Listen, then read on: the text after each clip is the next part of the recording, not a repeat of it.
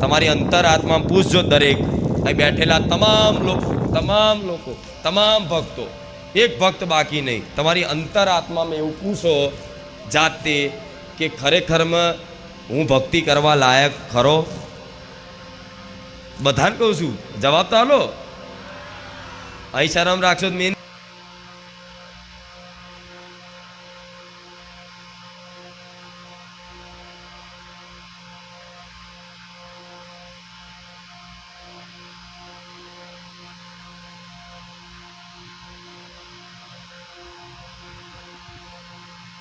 નહીં આવે.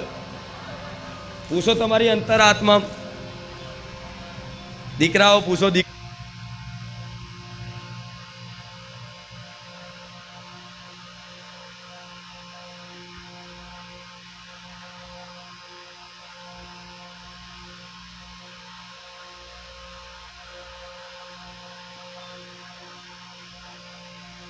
કર્યો પૂછો. દરેકની અંતરાત્મા અવાજ કરશે કે તું લાયક નથી, પણ આ તમે અંદરથી માનો છો.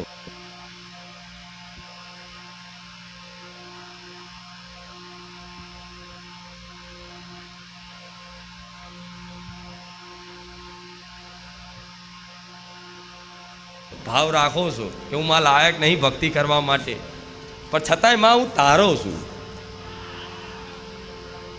જેવું હું લાયક તો નહીં.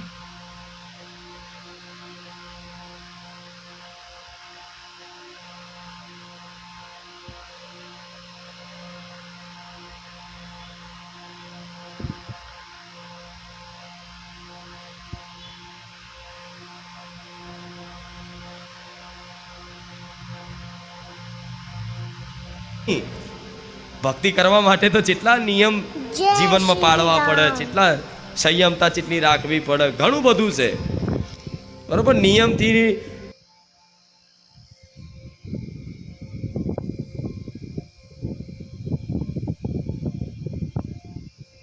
અને નિયમની પ્રક્રિયાથી પહોંચવા જાય ને માણસ, તો હું એવું કહું છું ક્યારે એને માં ના મળે. કેમ કે હું માતા કોઈ નિયમથી હાથમાં આવતી, કોઈ પૂજા અનુષ્ઠાનથી હાથમાં આવતી નથી કે 101 દીવા કરો, 1001 દીવા કરો, ચાલતા આવો તો હું હાથમાં આવી જાઉં, આ કરો તો હાથમાં આવી જાઉં. ના, આ કશું જ ના કરો. પણ માતાને ખાલી પોતાની મોનો, માં તું મારી માં છું અને હું તારો દીકરો છું, અને માં હું તને